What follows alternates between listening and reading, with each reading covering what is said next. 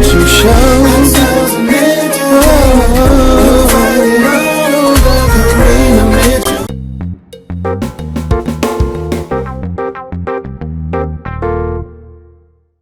Welcome back. I'm Karina Mitchell, and this is Beauty, Arts, Style, and Entertainment, and I'm going to put a big E on that entertainment because I have two beautiful guests here. I have a husband and wife team, husband and wife, rather, and I have Humble B and Young Khan. What up, though? Yes, they're poet, rappers, and singer. Right. Now, Humble B, Yes. get that name.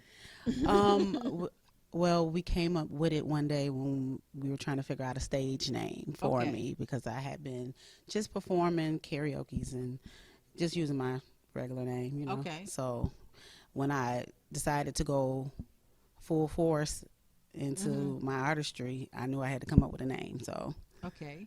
Humble B is Humble what it B is. is cute. Humble, yeah, because I'm humble, you know, humble Yeah. about my craft, and Okay. you know, I'm starting out now because I didn't do it when I was younger, so Okay. I'm now fully accepting my gift. Oh, And, good. I Yeah. understand. I like the way you say that. You accept finally Yeah. honing into your gift. right. Yes, and sharing it with a beautiful man who is now your husband. Yes. And this is Young Khan. Young Karina, Don. Y'all already know what it is. If you don't know, you won't know. But today you're going to learn. Okay. Now, Young Khan, you're the type of rapper that talks about social issues all the time. Absolutely. You've been talking about it for so long. Everything that's going on in America, everything that's going on in Africa, you take it across the seas, all the way back here to just your own neighborhood. Absolutely. So how did you really come into rapping? Were you a poet first or were you a rapper? I actually started out, that's a good question. I actually started in high school as a comedian. I was a class clown. Okay. I cracked jokes, and there was a guy in my class named Darren Hubbard. Shout out to Darren Hubbard, wherever you are. But he was a rapper. And so what happened was he was rapping in the class, right? So I said, oh, I can do that. I'm going to write a rap. And he laughed it off. And he said, okay. So I went home and wrote a rap, thinking the next day everybody was going to die laughing. Right. But to my surprise, it was tumbleweeds. Huh? Excuse me? It was tumbleweeds. Nobody laughed. They were impressed, and especially Darren. And he said, how long you been doing that? I said, I just started last night. And so he encouraged me to stick with it and to keep doing it. So I was about 16. Okay. I'm about 17 now. Right. So I was about 16, and I stuck with it, and I just got better and better. But I've always been conscientious of what I said. And I said to myself, I wanted to be able to say a rap that if my mother walked in the room, I would still be able to say whatever I wrote. And so that just carried with me all throughout my career in doing what I do. From? I'm originally from Indianapolis, Naptown. What up? Okay. All right. But you lived in Chicago. Why? By way of Chicago, I have dual citizenship. Okay, They that welcomed me works. with open arms in Chicago. I was in a group called Soldiers at War, one of the #1 independent acts out of Chicago at that time. We sold independently over 200,000 copies, Whoa. actually, in major record labels such as Sony and Def Jam, and Atlantic Records even came. We were in a bidding war, and Atlantic Records, they offered $11 million for me. We were going to go with the deal, but things didn't pan out. But you keep going anyway, and the rest is history. And I'm still here, still at it, doing what I do. And you're excellent at what you do. So I can see why they wanted you. I can see that. And it was during the time of conscious rap, wasn't it? Well, actually, at that time, because I've always been considered a conscious rapper. And I would be able to fit in any type of environment regardless of what kind of rap was going on. I would go in and elevate the game or the standard of what rappers and MCs would do, and I still try to maintain that level of integrity to this day, not trying to get applause, but being true to myself as an artist. Well, who were some of the rappers or artists that really influenced you? One of my biggest influences was a rapper by the name of Kumo D. Some of y'all would not even thought of when Kumo D was out, but Kumo D had an album called Knowledge is King. Okay. And in this song, he said the rappers party and dance, and they don't ever glance at a book or look for their minds to advance. Mm-hmm. Caught in a rut, chasing butt, trying to get a dollar or something else.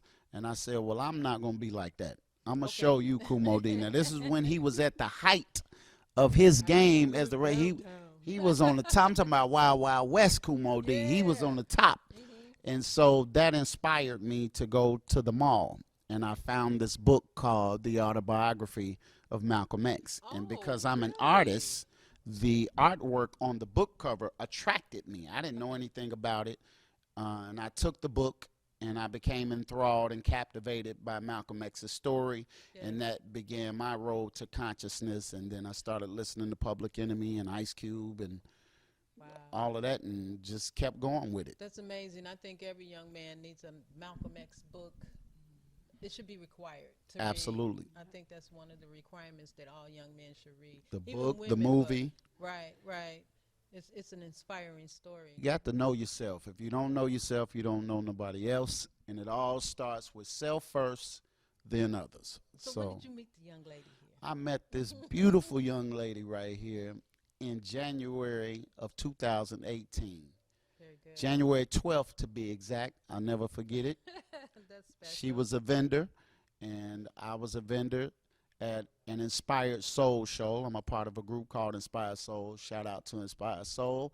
Keep doing what you're doing. Mhm. And there was this lady who wanted to be a vendor, and they called me because we sold similar products. Okay.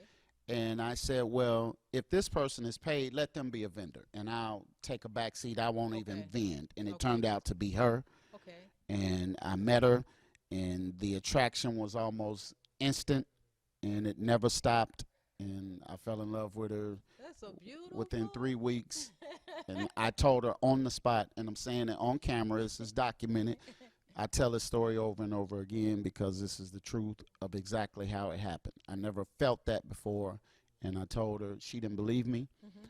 but here we are That is such a wonderful, inspiring a story. little over a year My later. daddy always said, you're going to be going in one door and she's going to be coming out the next. Well, shout out to Or Pops. he's going to be 'cause coming. that You're was gonna the be going truth. in one door and he's going to be coming out the next. I was like, okay, daddy. So, yeah, you were going in one door, she was coming out the next. That is a great story. And what are you going to be singing today? Well, Humble B. we'll be singing our first song together that we co-wrote together called "You Can't Steal My Joy," Okay. and this song came about in about April of last year, and we just came up with the lyric. Well, I came up with the chorus. I was at work one day and I was feeling inspired by a song that he had already originally done on a CD that he had gave me at the Inspired Soul event that night. Okay. All right. So I'm like, oh, this CD sounds good. So this one song just really brought me out of my shell and wanting to do something and be creative. So I came up with the chorus, and then we collaborated on the rest of the project. This is amazing. I love husband and wife duo. You know, Ashford and Simpson. Black Love. Yes. Yes. I love that. Yes. Young Con and Humble B. Humble B is Gary, Indiana's own. Humble B. Yeah. Yeah. And Young Con. You over there with Babyface. Right. Did you know? You know, I'm gonna ask you the question that everybody asks before we go. Okay, so you go to another city, you go to another town, and you say, "I'm from Gary, Indiana." Y'all know the Jacksons, right? You know they And asked you know, that. I'm like, yeah, I know him, I know the daddy, I know everybody, right? So, you from Indianapolis, you know Babyface.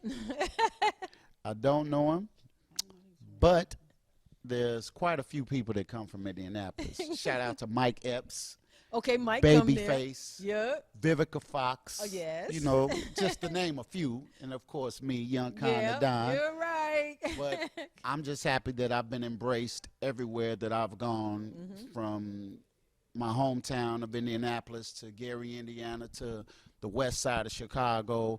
Who's who in every city has always shown mad love to me, so I give mad love back to y'all.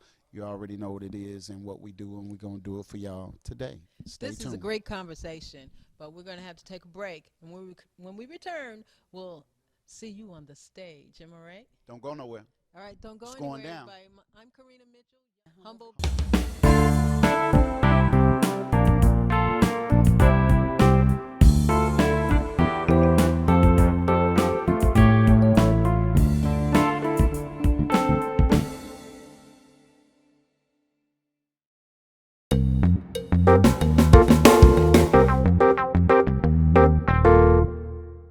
You and I were born to be a star.